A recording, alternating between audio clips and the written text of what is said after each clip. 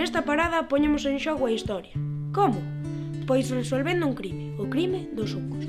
O obxectivo é que os visitantes identifiquen elementos da arquitectura tradicional galega e deduzcan as súas características e utilidade. Para facela precisamos unha ou dúas cordas para debuxar o cadáver no chan, As pistas, que son as letras de Penélope, dúas guías da arquitectura tradicional galega e dúas libretas e 2 bolígrafos.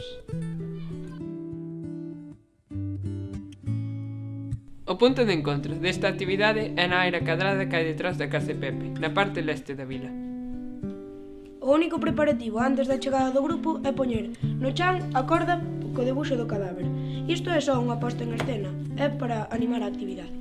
Os guías repártense as letras de Penélope, que son as pistas, 4 cada un, non importa cales.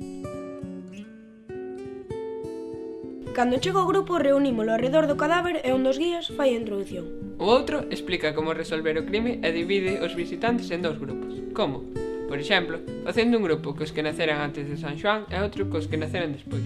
Cada un destes grupos recibe unha guía cos elementos arquitectónicos que deben atopar, como esta. Vais acompañado dun dos guías. Nas guías de arquitectura que reciben os grupos hai 8 elementos. Deberán atopar 4 e razoar as respostas a partir das preguntas que veñen na parte de atrás. Se o guía dá por boas as respostas, daralles unha pista por cada elemento arquitectónico atopado e razoado. A libreta e o bolígrafo lévanos para anotar os elementos que atopa. Se non as usan, non importa. Unha vez que teñen as 4 pistas, o grupo regresa á aira onde se fan as conclusións. Un dos guías anímaos a que formen unha palabra coas letras que recibiron como pistas. Cando consigan formar Penélope, dámoslles o poema de Díaz Castro e lémon en alto. 2 versos cada un, ou así. Despois, axudámoslles a relacionar o sentido de Penélope co crime dos sucos.